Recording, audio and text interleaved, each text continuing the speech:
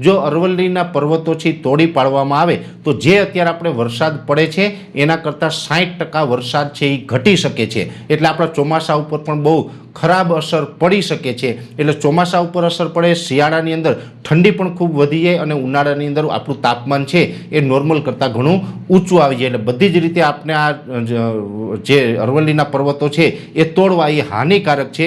એટલે એક વૈજ્ઞાનિક તરીકે અથવા તો વૈજ્ઞાનિક ઢબે જે અમે વાતાવરણને જોઈ રહ્યા છીએ એ મુજબ જોવા જઈએ તો અરવલ્લીના પર્વતો તોડવા છે એ આપણે કુદરતી જે આખું આપણું ક્લાઇમેટ ચાલી રહ્યું છે, આપણું હવામાન ચાલી રહ્યું છે એને ક્યાંય ને ક્યાંય અસર કરવા જેવી વાત છે। એટલે મારી દ્રષ્ટિએ જોવા જઈએ તો અરવલ્લીના જે પર્વતો છે, અરવલ્લી હોય કે મહારાષ્ટ્રના પર્વતો છે કે દક્ષિણ ભારતના જે પર્વતો છે કે ઉત્તર ભારતના પર્વતો છે, એક પણ પર્વત છે એ તોડવો એ આપણા માટે હાનિકારક છે, આપણા વાતાવરણ માટે હાનિકારક છે, માનવ સભ્યતા માટે હાનિકારક છે। એટલે કોઈ પણ પર્વત છે એ તૂટવો ન જોઈએ, આટલું હું ચોક્કસથી માનું છું। ઘણા બધા મિત્રો અમને ઘણા કોમેન્ટ કરીને કહી રહ્યા હતા કે પરેશભાઈ અરવલ્લીના પર્વતો તોડવાની વાત ચાલે છે તો તમારા શું વિચાર છે, એ તોડવા જોઈએ કે ન તોડવા જોઈએ? તો આની અંદર મારો સ્પષ્ટ વિચાર છે કે અરવલ્લીના પર્વતો છે એની એક કાંકરી પણ ન હલવી જોઈએ। જો એ અરવલ્લીના પર્વતોની એક કાંકરી પણ હલાવશું તો ક્યાંય ને ક્યાંય આપણું હવામાન છે એ બગડી શકે છે। એ જે મેં વાત હતી આપની સમક્ષ રજૂ કરવાનો પ્રયત્ન કર્યો છે।